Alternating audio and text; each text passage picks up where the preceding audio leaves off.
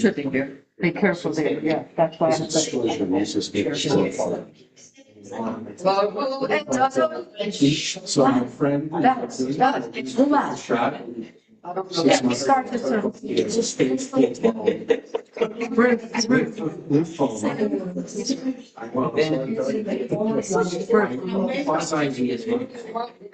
CIA. This is all. Microphone.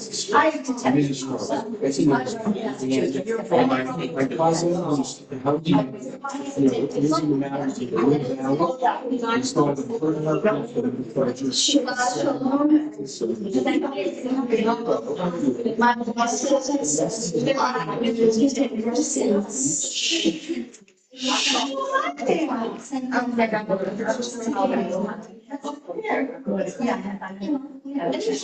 Please turn off your cell phones. Shutting off the phone.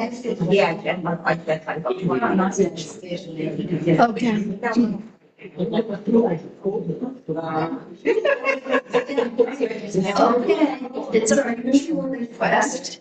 Please keep silence or turn off completely your cell phones. I did mine. I became here that I'm trying to call me the attorneys and go on where you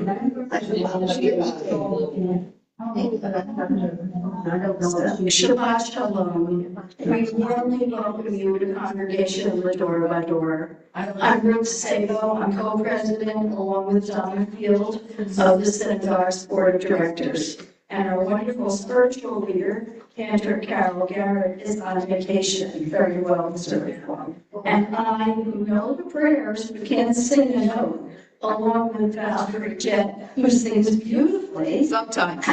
Anytime I've heard her, and Ruth Nodiff, who's an outstanding professional pianist as well as a wonderful capable member. We're going to do our best to lead an abbreviated service this evening. As a special bonus, our new member, Don Reynolds, will end the service by leading us in singing Hatikvah. I call it an abbreviated service because instead of Torah reading our usual songs, we're making time for our guest of honor, Levy, the Federation's emissary from Israel. She's going to speak to us about the current situation in Israel and her life in Israel, whose family moved there when she was 9 years old. Hi, welcome. L'Dor Va-Dor is a progressive Jewish community that is welcoming to all well-meaning people. We believe rational thought strengthens our spiritual lives. We are devoted to helping others, and we're strong supporters of Israel and its people, all while we joyfully celebrate our unique heritage. Inspired by the work of our late Rabbi Harry Silver, an attorney who was a fighter for civil rights, the environment, and personal freedoms, our synagogue, unaffiliated with any particular movement but respectful of all, believes that Tikkun Olam, repairing the world, is our greatest mitzvah. Rabbi Silver taught us that helping others in need and teaching our children and grandchildren to do so enriches not only the lives of the needy, but ours as well.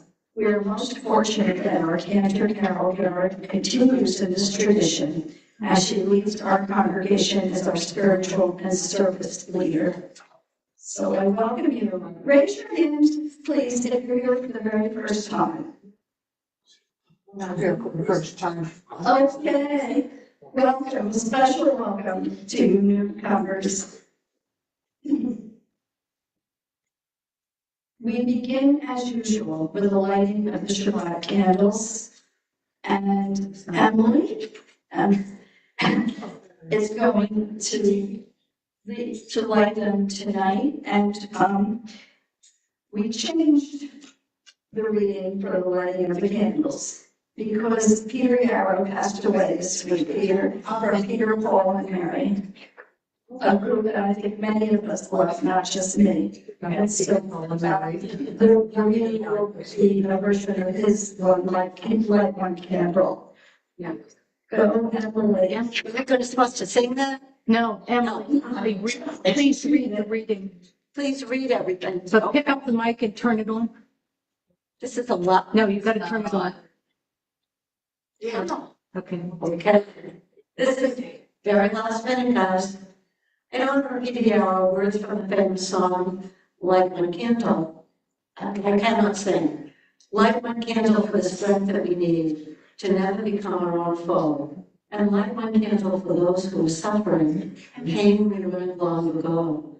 Light my candle for all who believe in, that anger not tears the past. And light my candle to find us together with peace as the song in our house. Don't let the light go out. So, we light these candles, these Shabbos candles. So is she gonna do it? So go up there. Come on. Good, you free me from doing it. Another Boston person, so it's okay. Thank you, Emily. Thank you, Emily. Thank you, Laurie. Always helpful. Lauren, shalom. Good to see you. Okay, give me my cue, Okay, so she did the reading already. She did. So you have to light a match. did you do the light one candle? Yes, she just read it beautifully in memory and honor of Peter. Oh, beautiful. Yay. Oh.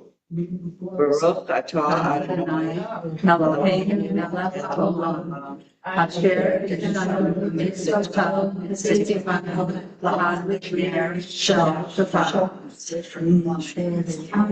Thank you so much, Lauren. Laurie, please say something. Pick up the mic. Pick up the mic and say. Okay, sorry for making a late entrance, but I hope, oh goodness, all right, get that back on. I am thinking of my friends and folks in California, and I hope that this light shines in their hearts to help with healing. Thank you. And we're going to be having a special prayer for that. Nice, leave it on. Yes, because we're doing Kiddush now. Rabbi Martin Rizal. Kiddush. That's what my notes say. I think you can handle it, Rabbi.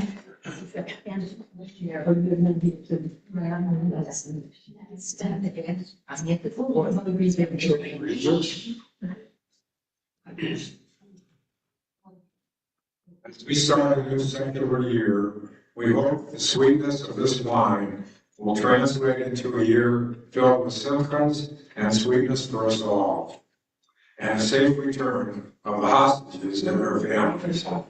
We therefore raise this cup and recite the words of the Kiddush. Please join me in the blessing. All God's God, and all he, and all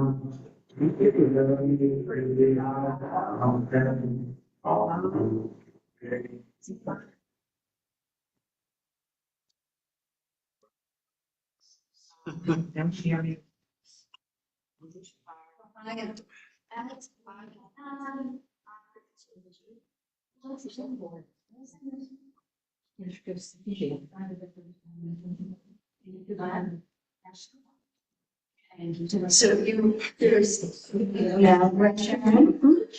So Sharon found us a beautiful musical video.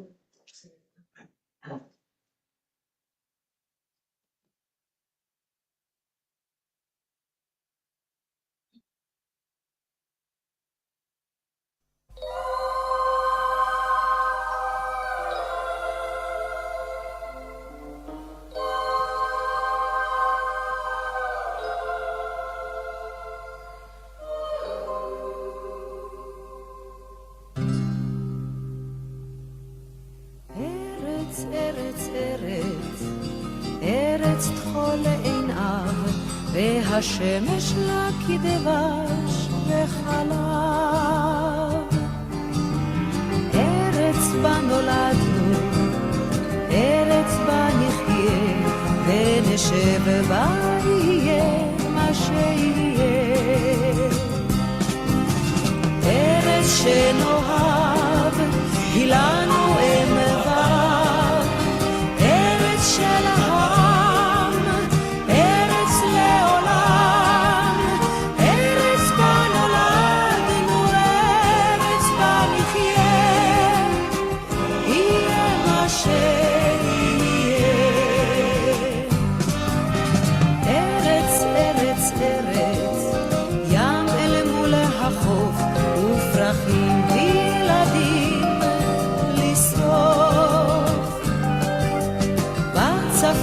כנרת, בדרום חולות ומזרח למערב נושק גבולות.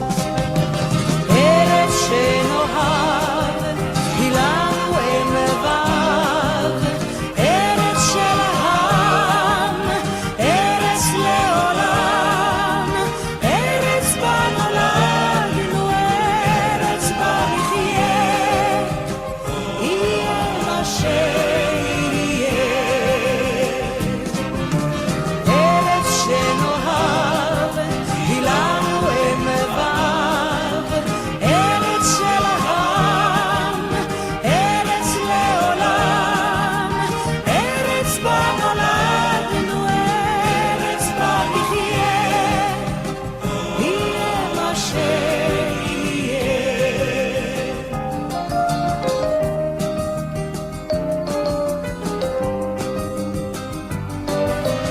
ארץ, ארץ, ארץ, ארץ התורה, את מקורה ושפת האמונה. ארץ, ארץ, ארץ, ארץ יקרה, הן הבטחת שאין זו אגדה. ארץ שנאהב היא לנו אין מבב, ארץ של העם, ארץ לעולם, ארץ בה נולדנו, ארץ בה נחיה, יהיה מה שיהיה. ארץ שנאהב היא לנו אין מבב, ארץ של העם, ארץ לעולם, ארץ בה נולדנו, ארץ בה נחיה, יהיה מה שיהיה,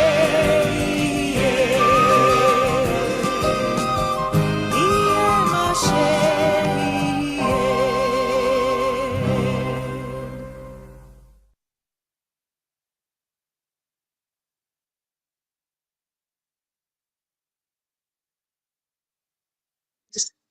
Sharon, for finding that.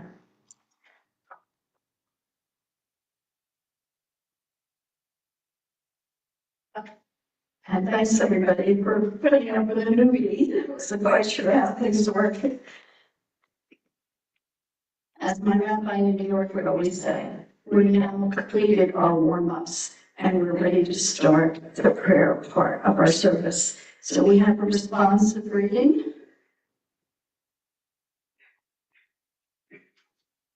May the door of this sanctuary be wide enough to receive all who hunger for love, all who are lonely for friendship. May the love of all with the prayers. Thanks to this Christ. May the door of this sanctuary be narrow enough to shut out pettiness and pride, envy and enmity. May the synagogue be of all religion, the doorway to a richer and more meaningful life. Sharon doesn't know this. She picked that blessing, but it's my favorite one. And I was just delighted to see that she thinks so highly of it too. Thank you, Sharon. Okay, please rise as Valerie now joins us and for the oracle.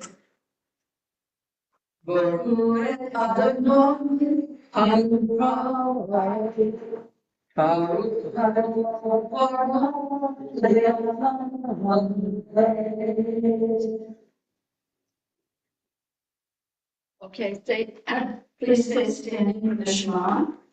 Shema Israel, Eloheinu, Adonai Echad. Shema Israel, Eloheinu, Adonai Echad. Shema Israel, Adonai Eloheinu, Adonai Echad. Shema Israel, Adonai Eloheinu, Adonai Echad. Shem Yirvot Malchuto, Shema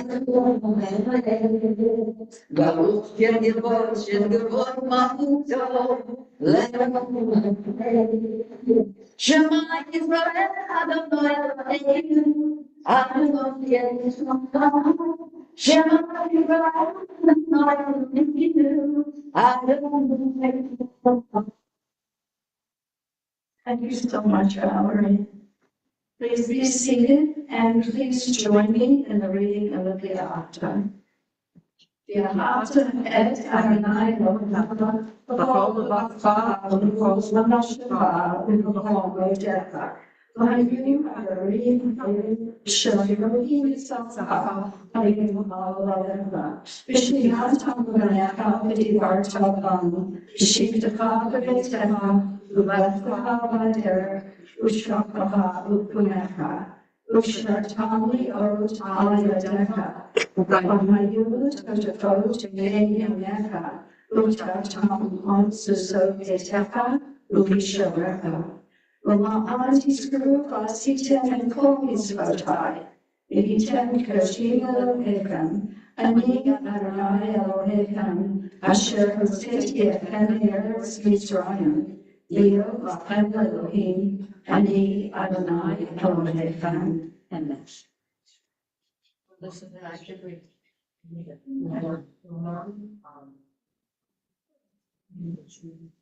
Okay, so another responsibility, you read the bold and I'll read the unbold. Thank you. I am a Jew because the faith of my people demands no abdication of my mind. I am a Jew because they live upon people's requirements of my heart. I am a Jew because in every place where suffering weeps, the Jew weeps. I am a Jew because humanity we are redeemed. Thank you. Now, please rise either, as Cantor says, in body, mind, or spirit. If it's difficult for you to rise, then stay seated. We're going to read together a voting Mahot. Baruch atah Adonai Eloheinu Elohei Avotenu v'Yimtenu. Elohei Abraham, Elohei Yitzchak, Elohei Yaakov. Elohei Sarah, Elohei Rivka, Elohei Rachel, Elohei Leah. Ha'el ha'gadol ha'gior ha'purah. El Elyon gohel chasadim tovim v'konei hakol v'sofer kasei avot v'imavot. U'mevli gula v'bnei bneihem v'ma'an shmo v'yahavah. Melech Hoser Moshe Magen, Baruch atah Adonai, Magen Abraham v'Ezrat Sarah.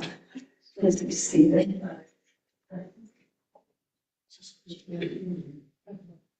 Okay, Valerie. Visharu b'nei Israel et ha-Shabbat laso ha-Shabbat le'dor Va-Dor. Visharu b'nei Israel et ha-Shabbat laso ha-Shabbat le'dor Va-Dor. Thank you so much. Okay,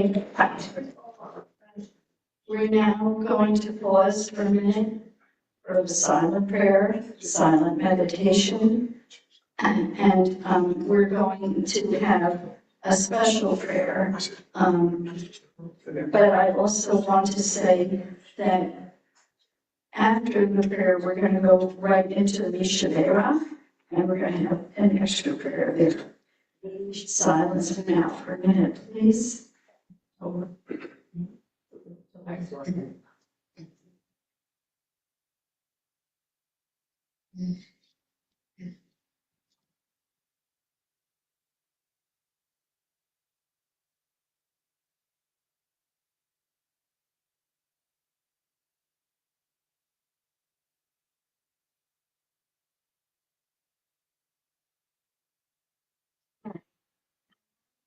And a couple of things.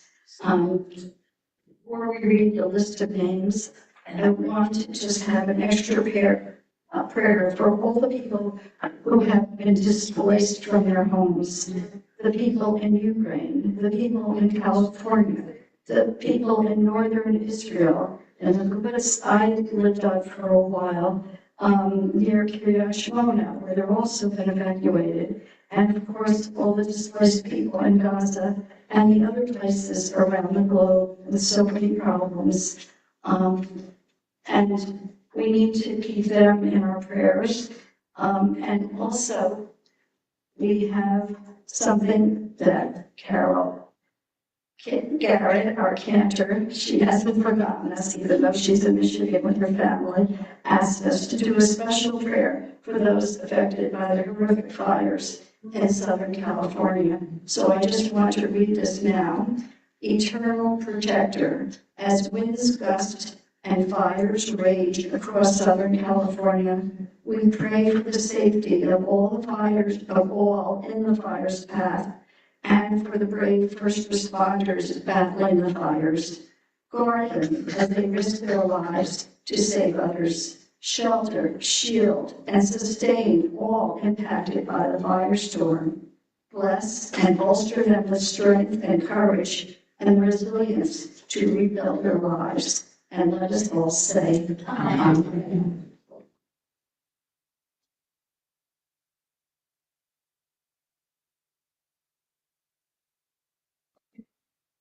So, read the names first.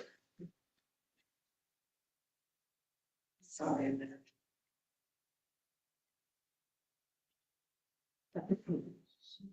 Separate pages.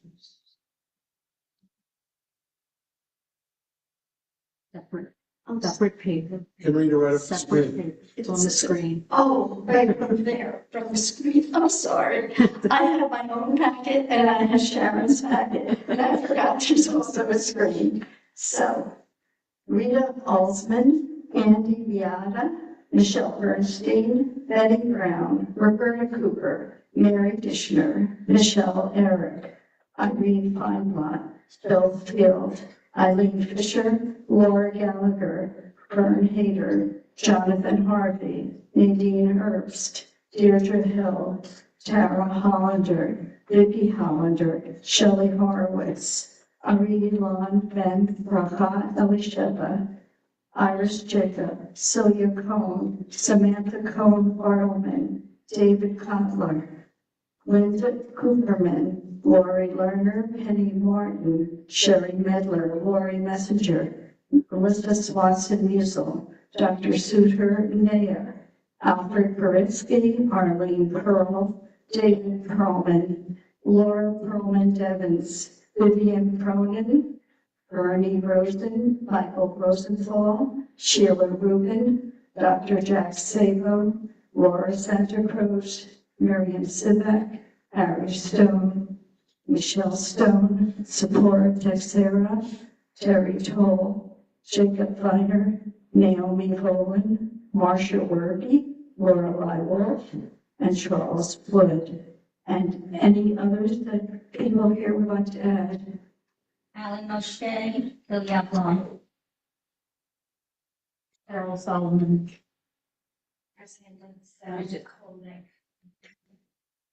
Sure, myself and anybody that needs it.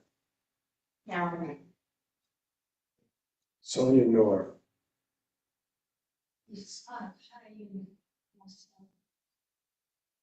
Thank you. So it seems to get longer every week. I always hope it won't be so long for such a small congregation. My name is Ananda Sandhya. My name is Ananda Sandhya. Yeah, and no water, no cocaine. We got Indiana. Valerie, lead us in Shabbat. I will say,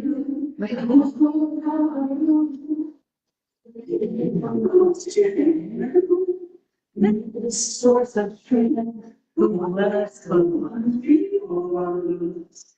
I was find the courage to make our lives a blessing and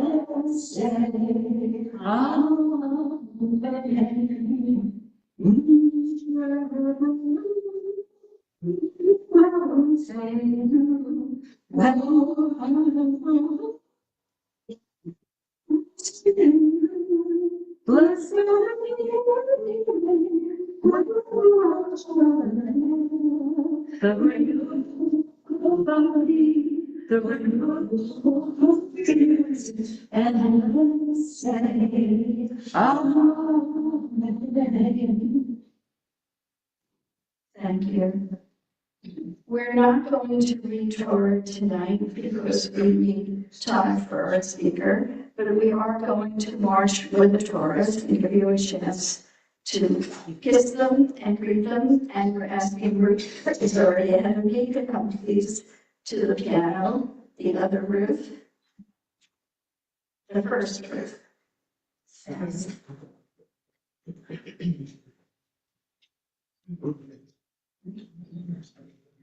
Don't get it.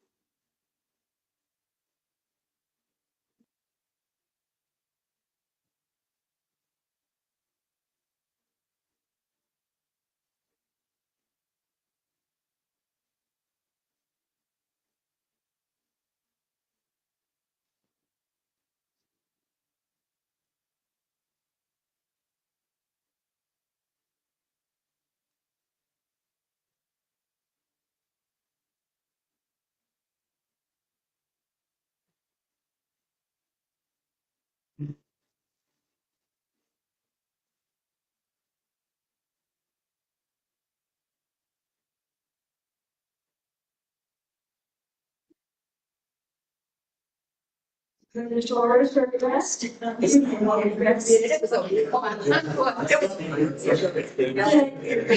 not my favorite song. Just took it off. Okay, I got the family, but it's enough. We were so young. I was talking to them, he was such a model that. Oh, you coming in? Thanks. Every week I'm gonna see people out there dancing, okay? We have a deal? Oh, my God. Okay, now it is with great pleasure that I introduce our speaker, Levy or Levy, I hear. In US, it's Levy, and in Israel, it's Levy, right? And she's going to talk about her family and God when she was still a young child, her life in Israel, and the situation in Israel today. And good timing, Mr. and Fargo. Great timing. I know you wanted to hear our speaker. She's just going to start. Thanks for coming in. Honey Levy, she's the emissary from the Jewish Federation of Palm Beach County. She's been more than in Palm Beach County. I know she was in Miami today. So she's been here, and this is your second year here. Thank you, honey. There's this. The boss, whatever the boss says. Talk to the boss. Shabbat Shalom, everyone. Thank you for introducing me. Yes, I'm Honey. I'm 27. I was born in the UK to a very Zionistic family, moved to Israel, and arrived in Palm Beach around a year and a half ago. And we all kind of know what happened a year and a half ago. If anyone knows in this community, Palm Beach has been blessed for around 30 years to have Israeli emissaries. We come, we bring Israeli culture, history, geography, art to communities all over the world. And it's an absolutely beautiful program. And I do say this with wholeheartedly, very blessed to be here now. And I'll dive deeper into exactly what we do in a few minutes, but I'll just go back to where I grew up. Again, I grew up in Manchester in the UK, to a very Zionistic family. I'm one of 4 girls. And when I was very young, my parents bought a house in Israel. So I ended up going to Israel every summer to summer camp, Passover, Hanukkah. The commute from the UK to Israel is only 4.5 hours, so really, it's short. So we ended up going so often, it was just a matter of time before my parents said, we're moving to Israel. And we actually moved with all my dad's side, so that's grandparents and cousins. We all moved to Israel in 2007. It was a drastic change to my childhood. Growing up in the UK, we dealt with, lots of rain. We woke up and it was grey. We went to sleep, it was grey.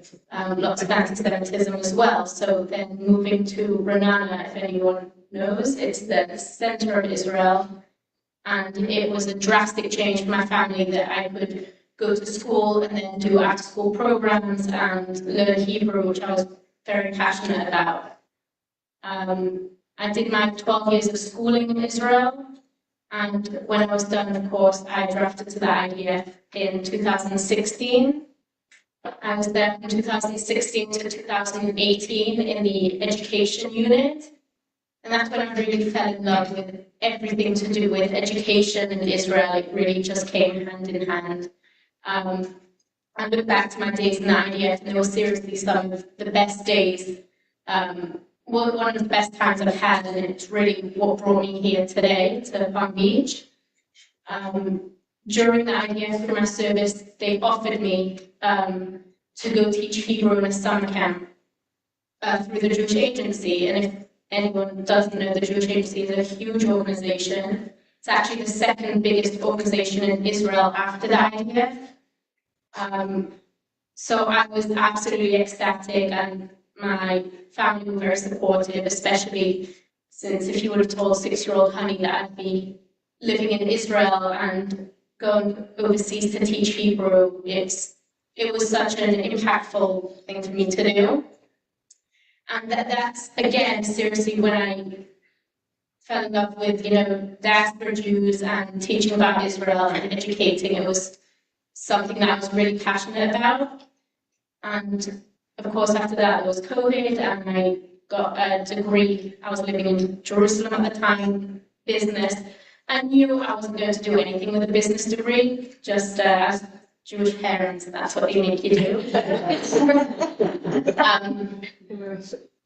And then towards the end of my degree, lots of people were looking what we do with this kind of degree. Do we go into banking or hotel business? Or the Jewish Agency actually reached out to me and asked if I would come back overseas to teach for a longer time. And I immediately said yes, and I actually knew in my whole last year of my degree that's what I was going to do. The process to become an emissary is long. They train you for a really long time of, how to educate, what to educate on, lots of simulations, and you pass a lot of tests till you can become an Israeli emissary. But I always knew that it was for me, and I knew this is what I wanted to do, and that's how I actually ended up here in Palm Beach. So after a year and a half in the job, I can finally tell you what it means to be an Israeli emissary, and I've kind of got a paragraph written down. So the Jewish Agency for Israel's Shluchim are called to manifest our collective heritage in communities around the world. They provide a living connection to Israel by promoting Israeli experiences, facilitating Jewish social activism, and speaking authentically about faith and culture. So there are hundreds of us all over the world. We have in Europe, we have in Australia, South Africa, many in North America. We actually have around 30 in South Florida. The number is just growing and growing because desperate Jews want more and more Israeli emissaries. Now, my journey looks a little bit different from the past 30 years. I arrived here a month before October 7th. So after a year of interviews and tests and simulations and workshops and learning how to be an emissary, I arrived, and when you first arrive in a new country, there's lots of bureaucracy and America, social security number, driving test, house, all this kind of stuff. And it was one evening I went to sleep and I was like, okay, I've got it all figured out, and I'm ready to start my shlichut, ready to start my job.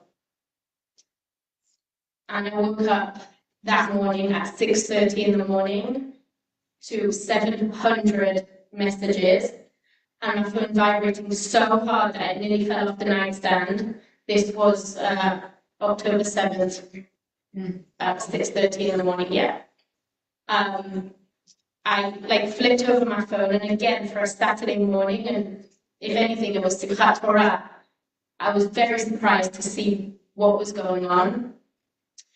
And I didn't open any of the messages. I immediately called one of my sisters. I'm, again, one of four. I have an identical twin sister back in Israel. And I called her and I said, what's going on? And I'm sure you all know what happened on October 7th. I'm not going to get too much into depth about that. But what she told me, I could not comprehend. I mean, if you've seen pictures, if you haven't, if you've heard, it was more than just rockets, she told me. It was beheaded children, burnt party goers, kidnapping. And this is 6:30 in the morning. She spoke for about 15 minutes. I didn't say anything. And when she finished talking, I hung up the phone. And almost like in a movie, when you splash your face with water and you kind of want it all to go away and pretend it didn't happen. I had to come to the truth with the reality of what's going on. And I knew from that day, the rest of my time here in Palm Beach is about this. So it means all the workshops, all the interviews, all the training that the 350 Israeli emissaries have done is not relevant. We did not have a toolbox of what to do. Not even if Israel had a small operation. They never trained us anything about that. So it took me a while to realize, what am I going to do here? Am I going to be okay here? Am I going to go home? Do I go back to reserve duty? As the day went on, a few of us Israeli emissaries, we watched the news together, and we were very naive at this point when we saw, 200 dead, 300 dead, and we thought these numbers were insane. But we were very naive at this point because they were still looking for many bodies, and obviously since then we've lost nearly 800 soldiers. So later in the week, when I started realizing what was going on, when I spoke to my parents, I said, please, help, I don't know what to do, I feel very helpless. And my parents said, keep doing what you're doing. Stay there, educate, teach, speak up. And that's exactly what I've been doing since October 7th. I'm sorry. I have it all in dreams. And this has become my new reality. And after many phone calls back and forth with family and friends, they always tell me how proud they are of me and what I'm doing here. And I've spoken multiple panels. I went to Washington, D.C. for the big rally. I have done everything I can to spread awareness of what's going on. And I do believe that I'm here now because I'm strong enough and I'm ready to be here. I think it was a sign all along, all the training and everything I did in the idea. I think it really brought me to where I am today. And it's been an absolute pleasure to be here. I'm only halfway through my journey here. We typically stay between 1 to 2 years. Many of us want to stay the third year in our communities because of the strong relationships and the connections we have with our communities. And our work here, we're just at the beginning of our work. And people always ask me, you know, are you okay?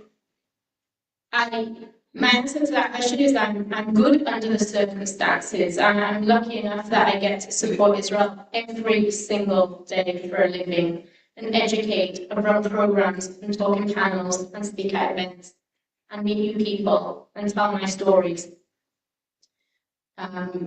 But our job was always meaningful, but now more than ever, it's become really important. And again, like I said, there's maybe 30 of us here in South Florida because of all the anti-Semitism of what's going on in the world. Lots of students have come down to the colleges here. So we have multiple Israeli emissaries in the colleges doing their fabulous work. Now, what I find crazy, and I will tell this to my children and my grandchildren, is I'm such a Zionist that I wasn't in Israel on October 7th. I don't have that personal story of where I was, what I did, who I was with, bomb shelter, did I hit. I don't have that story. But I did go back to Israel quite soon after, so obviously for my family. And it just looked totally different. And if I can say one thing about Israel, is that every single hostage and every single soldier that has fallen is meaningful. Because I'm here and I'm so far away, you know, I kind of get like lost in my work and social life and this and that. But when I went back to Israel, I was walking through Tel Aviv with my sister, and she knows every single face, every single name, and every single story. So she'll say, this is Omer, he lives in Herzliya, his parents spoke in this and this. And then she'll point at another one. This is his father, and this is his brother, which I think that's the biggest difference between being in the US and being in Israel, because I've been back to visit 4 times since October 7th. That every single person has a story, has a family, has a friend, has a spouse, has a whole life behind them.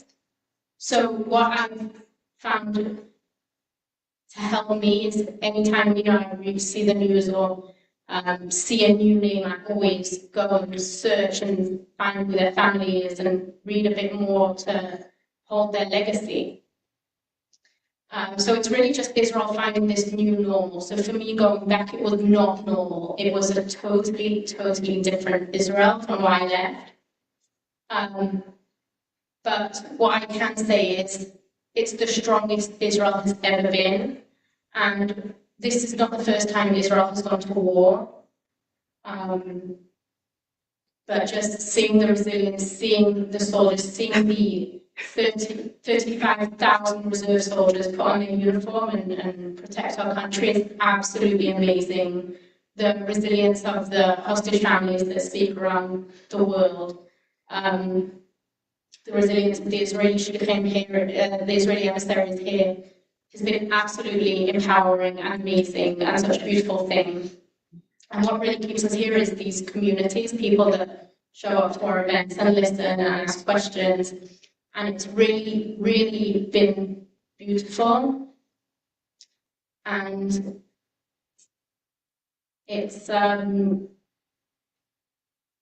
it's really what's keeping me here. I really thought after October 7th I would be going home because I didn't think I would be able to continue. But not only that, I'm here. I'm so much stronger than I was this time last year.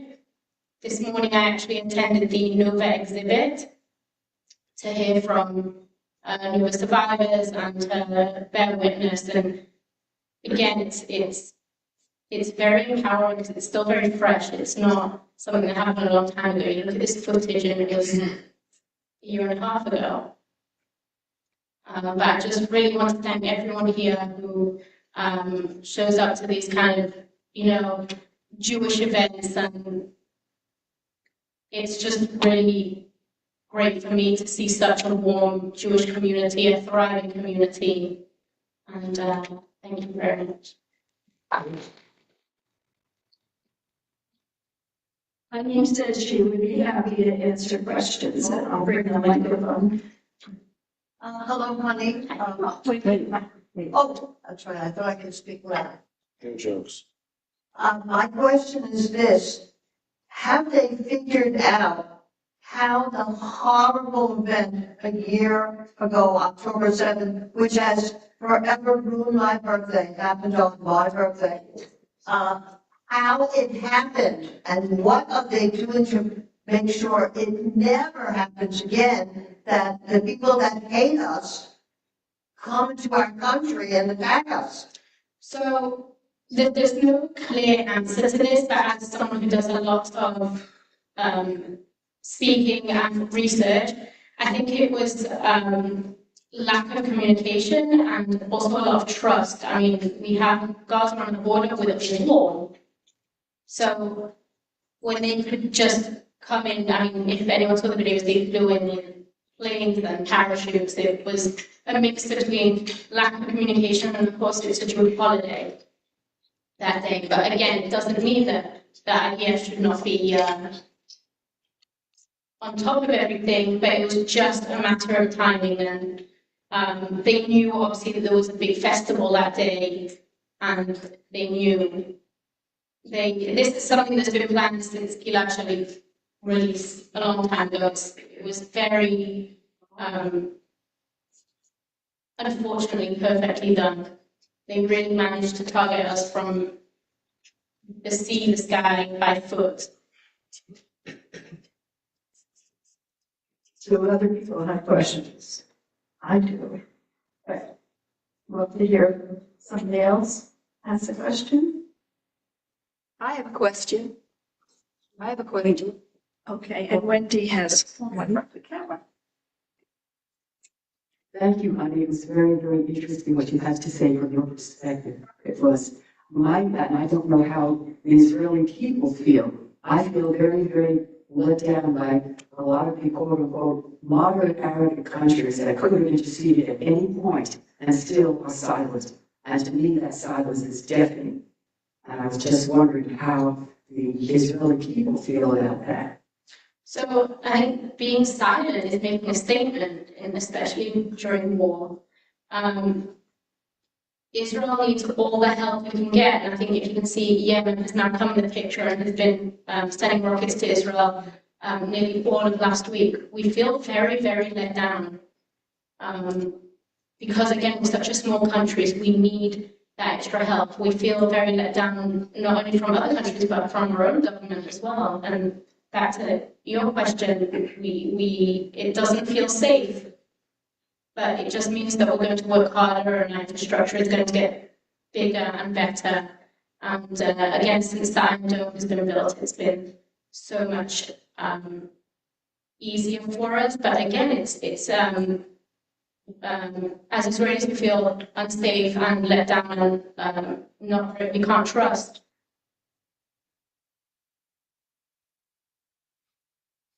Thank you very much for everything you've told us. It's very interesting.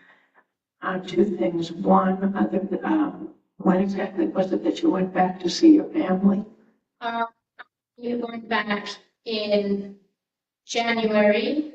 I went back again in April, and then I went back for 4 weeks in the summer in August. So I was wondering if you saw them numerous times, because I'm sure they were worried about you, but you were a lot more worried about them. So I am worried about them all the time, but I think for me being here, it actually gives my parents a bit more sanity. If I went back to Israel, it's one more child to worry about in a war zone. So with me being here and doing this kind of work, my parents couldn't be happier and prouder. To expand on Valerie's question, do you think the fact that no other countries would stand up at all for Israel would relate to the fact that they would worry that Hamas would bring repercussions on them?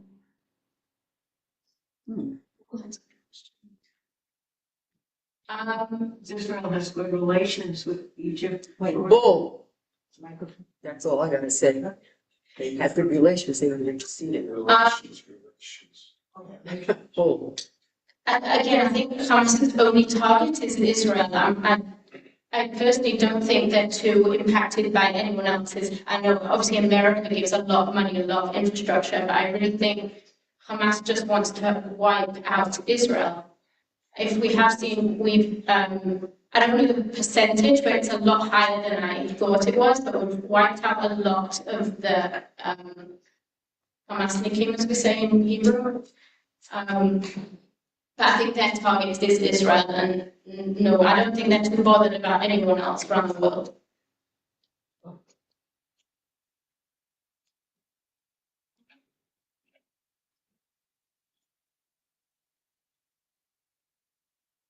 How do you or your agency feel about the pending charges of war crimes against Israel for preventing aid to Gaza? Can you repeat the question?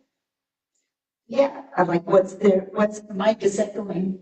What's the stance of the agency or Israel about pending charges against them of war crimes?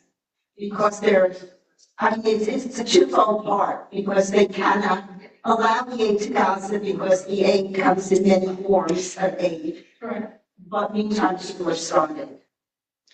I mean, the aid is always going to Gaza, and we haven't stopped that as Israelis. We haven't stopped it. It doesn't look like we're going to stop it. But Israel's split. It's split into a million people, millions of different agendas and what they have to say. But it's really, really split of sending the aid and where it's coming from, where it's going.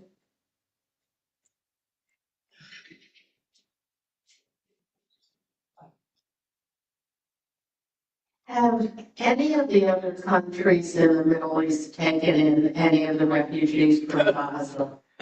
Not that I know of. Yeah. Silence is deafening, that's what I said. Yes, I was wondering, carefully, go behind. Sorry. Got it. I know one of the difficulties in Israel from the very beginning was poor relations between the very religious and the secular Jews. Has the tragedy of October 7th changed that in any way, hopefully for the better? Not exactly, but what I can say is we need soldiers. And until now, the ultra-Orthodox have not refused to draft. They won't draft, they'd rather go to jail. But we're in a time right now where we can't afford that, and we need everyone between the ages of 18 and 35. Everyone needs to draft the IDF, so they're changing that rule. I think very, very soon that they have to go into the IDF. But the relationships themselves between, no, that's sad. We need to be more people in fighting this.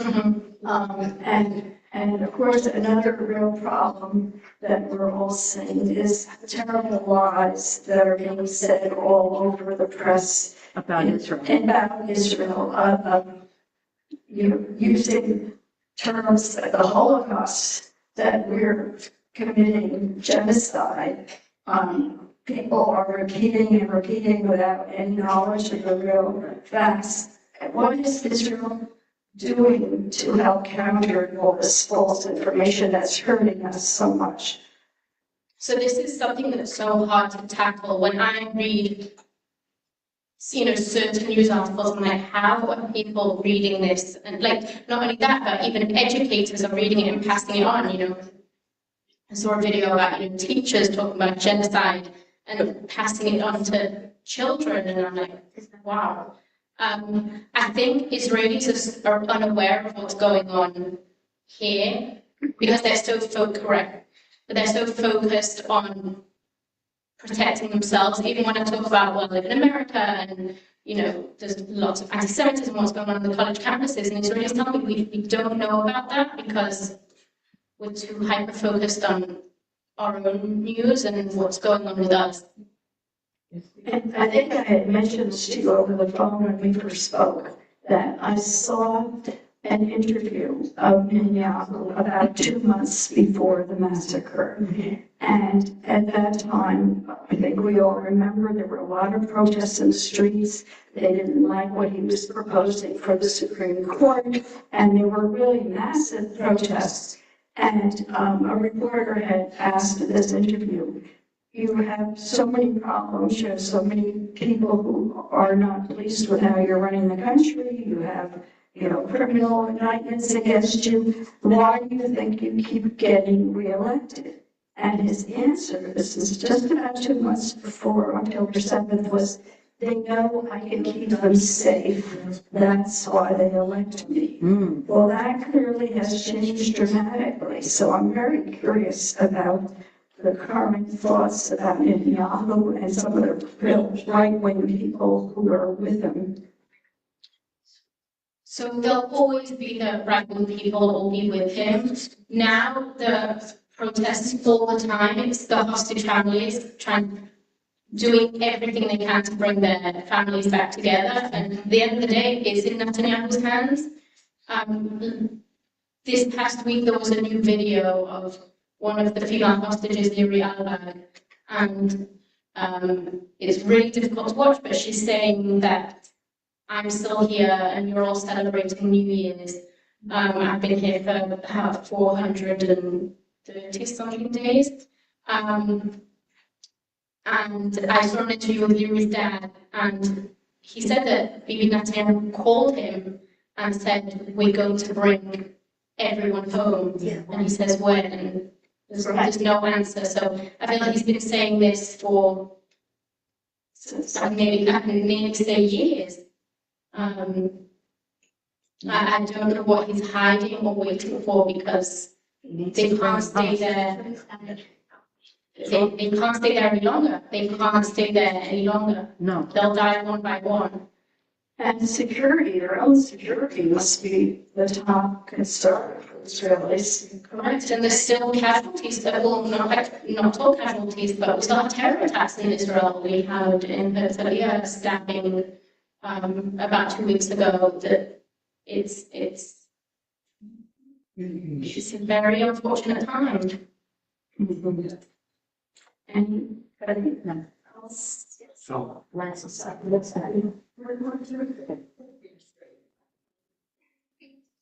as an old man, born before Israel was even a state, with my family, my greater family being affected by the Shoah, I grew up obviously a Zionist. And one of the things that I'm also, besides that, I'm a lifelong radical left-wing. And one of the things that I noticed that I don't see people writing about is that after the 1967 war, where Israel was victorious, there was a propaganda initiative that was put out. I imagine the oil-rich states. And what the propaganda initiative was trying to do was delegitimize the idea of the Shoah. And also, I remember before 1967, the people called Palestinians were the Israelis. And suddenly, there was a Palestinian nation that had never existed in history. And this propaganda not only focused on that, but also focused on suddenly turning their terms to steal, okay, I'm sorry, to steal basically our history. That's how suddenly we're being talked about with genocide. If you look at all the terms that are being now laid upon Israel, they're terms that previously existed because of the Shoah. And I guess my question is this: how can we begin to win back the minds, the hearts of people to understand that this is basically propaganda that we've been, exposed to? So that's something that shocked me the most. I mean, we have footage of what happened on October 7th, and people still aren't believing it. And I actually don't have, want to speak about anti-Semitism and this kind of stuff. It's definitely not here in Palm Beach. In Palm Beach, I feel perfectly safe, and I'm constantly working in and out of different Jewish organizations. But it's when I leave to those places like New York and DC and see how uneducated and how appalling people act. It's horrifying. It's absolutely horrifying. They deny the Shoah, they deny October 7th, and we've just got to stand stronger and louder and keep doing what we're doing. That's all I can do, and it brings me great joy and pleasure. It's absolutely horrifying, shocking, disturbing. Honey, I have another question. I want to know if I answered my refrigerator repairman correctly. I don't need to make ethnic slurs. His ancestry was Jamaican, and he was, I used to say Negro, African. He said to me, as he was repairing my refrigerator, "Oh, are you a Jew?" I said, "Yes, I'm Jewish." He says, "Well, you stole their land. What do you think they're coming to kill you and behead you? You stole their land." I said, "Sir, that was our ancestral land. And we inhabited that for thousands of years." He said, "It's not yours." So, of course, I didn't tip him. One more. Well, you did lose this business. The last question. Did you have? So did I answer correctly to him? Absolutely. So I've actually never been in that kind of situation, and I always wonder, because I'm quite a calm person, a relaxed person. It's very clear that I'm Jewish. I wear this pin everywhere I go, and if you can see, I've got a necklace, not only with an Israeli flag, but with a Star of David inside Israeli, the map of Israel. It couldn't be clearer that I'm also Jewish and also Israeli. I don't know if I would have been able to answer. Yes. What should I say to people that have the unmitigated gall to say to my face, You "We say, don't belong there"? this land is our land, this land is. Sing a song. One more question. Well, the past year and a half, I've really done a lot of studying about Israel. And what I say actually is that in 1948, the land was divided in half. It wasn't that it was always our land. And also, we were living there as well as Arabs, and the land was divided in half, and the Arabs rejected. And the day that Israel became a state, 7 Arab countries, they told the Palestinians, "Come over to our country because in a couple of weeks we're going to all move back to Israel." I remember this. So, but my question is similar, that no matter how many facts I get, there's two sides of how you communicate to people so that you can open their minds a little bit. Both, it's disheartening the non-Jews, and then it's so much more disheartening the left-wing Jews and my cousins, and it's just so, to see Jews who don't think of the importance of Israel, and how do you talk to them so that You're not doing an argument, you're not lecturing, but you're opening their minds when they just seem like sheep. Can I just respond? I would love to respond. It's tough, You're in the middle. Can I just, Rabbi Barry had an answer to that. If you attended services in the past with Rabbi Barry, may he rest in peace, he gave a very good explanation. He says Israel is the only democratic state in that entire area where women have rights, where men have rights, where children have rights, where women can drive, where women cannot have to be covered up, where women can have an education, where women can be doctors, where women can be lawyers. That's why you need Israel, because they are the strongest, they're the democracy in the Middle East. All these other countries are very repressive countries. Israel is the only democracy in that part of the world, and that's your answer. Do you like driving a car, lady? Do you like going to school, lady? Do you like having a doctor take care of you, lady? Do you like having an education, lady? That's the kind of questions you're answering. That tone does not. It's not the tone, it's the facts. You can deny facts, but facts are still facts. You can deny them, and you can be mad about them, and you can not like them, but you can't change them. Facts are the facts, and those are the facts. Israel has 8,630 square miles. Arab countries have 8,750,000 square miles. They just want this land because it's the most important land in the whole world, land bridge between Asia and the rest of the world. They hate Jews. And they had 4,000 years. And the original Palestinian flag had a Jewish star.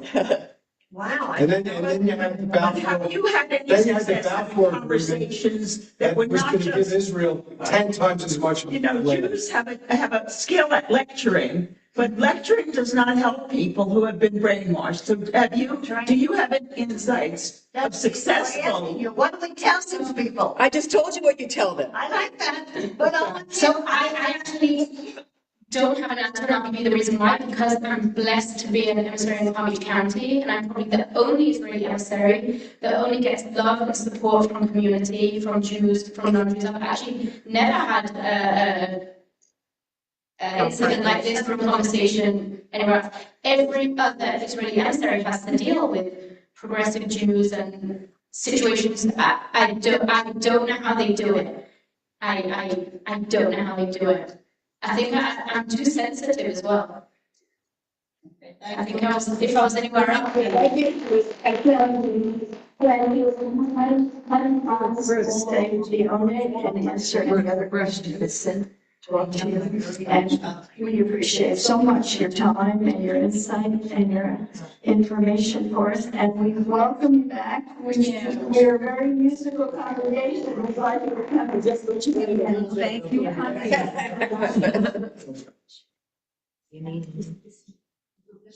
Okay, so we're now getting to the end of our service, the conclusion, and we ask you to please rise if you're able for the Amen. Amen. Shahea, Yadon, Akol, Matei, Tudulah, Leofer, Rashid, Shalom, Sana, Kukuye, Havasot, Laho, Samayu, Yisbakot, Adama, Shalom, San, Kohen, Kohen, Kudugorayu, Kakol, Hanam, Yanam, Nukari, Rain, Umishaka, Loti, Lili, Ave Hamotli, Akadosh, Baruch, and then the high Adonai, the man of rest, by Yom Hahu,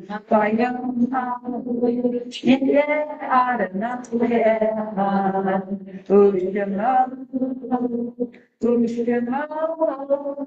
Ushema, You think I'll show on the road? Wait.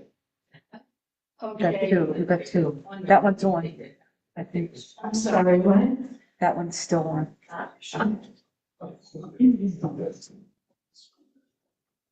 Okay, we now come to the time for the Kaddish.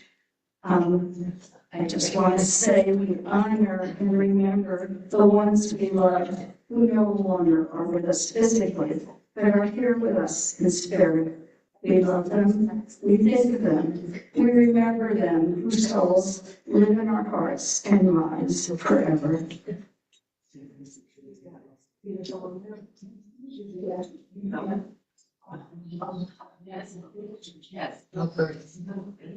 You want to have a sheet. Okay, this is hard on me. Most of the people up there were friends. Arrow, I felt like with a friend since I love his music so much. Misha's not up there. We remember those who recently passed with love, Herb Haranoff, President Jimmy Carter, Donald Ingram, Joan Kosloff, Cindy Malamed, Rabbi Barry Silver, Peter Yarrow, and good friends of mine, Margie Van Meter, and Deborah Fetter. We have January yard sites we remember with love, Shirley Bernay, George Bernstein, Marcia Bernstein, Dr. Samuel Brown, Herbert Dressler, Myrna Edelson, Blanche Burden, Louis Friedman, Carl Goldman, Fernando Gomez, Marilyn Gordon, Robert Grosky, Harry Howard, Bertha Janendorf, Mishka Jett, Frances Kaufman Diamond, Philip Leaf, Hilda Nadelberg, Sally Proman, Paul Duke Richard, Susan Rimsky, Lillian Schwartz, my mother, Ida Siegel Lecter, Eliana Sportman, Rita Vulcan Diaz, Larry Wexler, Shirley Winkler, Francis Wood, those killed in Israel, in Gaza, in the Ukraine. I'm going to add Sudan, those killed in New Orleans on New Year's Eve, those who have died in the fires of California. Do you have other names to add? Silence.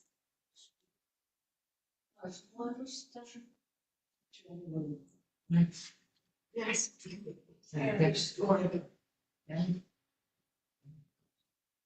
Okay, well, we remember them with love, and we now recite the Kaddish together.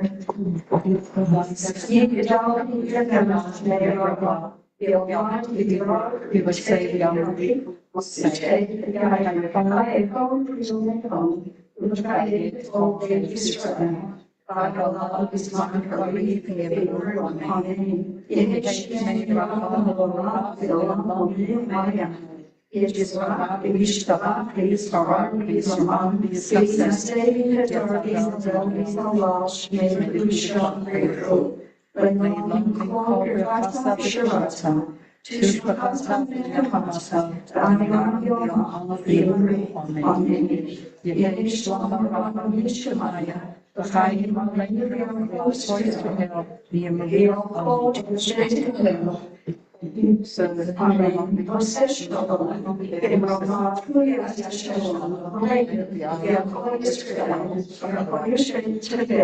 And be rude. Amen. May their memories be for blessings.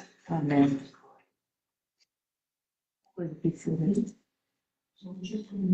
Please stand now. We're going to. Announcements. No, okay. I'm going to take we're going to do the announcements and then I'll take a piece of sit. Okay. Sharon, you're going to do the preliminary, then we're walking to, and you change your mind. I can. Okay, I have to find them. Sorry. I can do it. Sharon, the papers. I can do it. You want me to do it? Yeah. I'm I can do it. I'm playing that tech. Ruth, I can do it. That's okay, well, I do have, thank you all for being here, thank you, Honey Levy, thank you, Ruth Sabo, Ruth Nodiff, and Valerie Jett for doing a wonderful job for our service tonight. Thank you so much. I really appreciate it. This Tuesday night, January 14th at 7 p.m., we have our touch of total at the L'Dor Va-Dor on Zoom. Please join us. You can find the link on our website, and we'll have videos of Rabbi Valerie and Grace the Peace and some interesting Torah study for the upcoming Shabbat. Next Friday night, January 17th at 7 p.m., we have our celebration of Shabbat. Kinder Carol will return, and we'll have a beautiful musical Shabbat. Join us together live here at the Heritage. So we welcome you. 19th of January. On January 24th, we're going to have a celebration of Shabbat as well as a commemoration of the International Holocaust Remembrance. We have a special guest speaker. She's a storyteller, and she's also a child of 2 Holocaust survivors, Adele Alexandra, who will be sharing her parents' uplifting story of love, and it really be a special story. And I hope you join us for that service. On January 31st at 7 p.m., we have a Rockin' 50s theme Shabbat with Kendra Carol, Sandy Shovlin, and hopefully the L'Dor Va-Dor preview of our chorus, a joy-filled celebration that we can all dance to, and it should be a lot of fun. And on February 16th, we have a very, very special evening event, a gala luncheon honoring the memory of Rabbi Ruth Sabo. Please buy your tickets now. You can go to our website, LeDorVador.org, and there's a gala luncheon option across the top. Entertainment will be provided by Pink Slip Duo, and we also have tables for the 8 if you'd like to purchase the table. And please support our congregation. Be part of the L'Dor Va-Dor family. We have a special right now. If you'd like to try us out, a 6-month complimentary membership for 6 months till the summer. See us on our YouTube channel, Facebook page, or Instagram account, and please look at our LeDorVador.org for all of our information. And please join us at the annual Shabbat. Shmooze with us, and thank you again to Ruth Sabo, Delray Beach, Levy, and Ruth Nodiff for making a beautiful Shabbat to all of us. We appreciate it. Please rise for the hot stuff.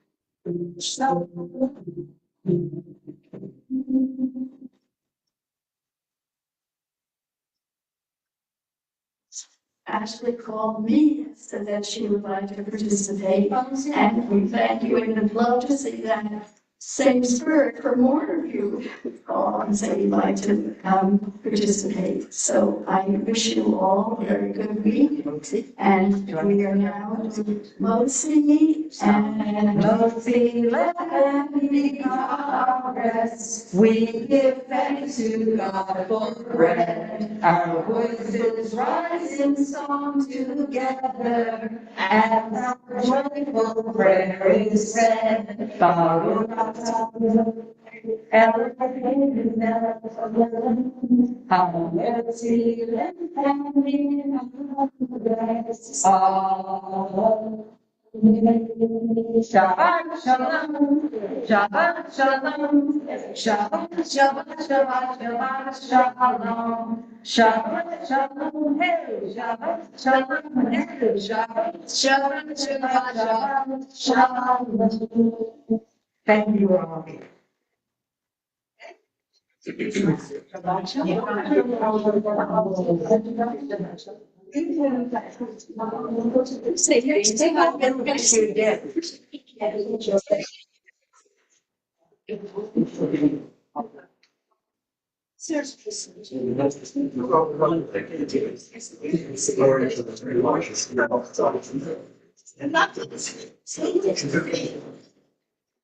Are you cautious?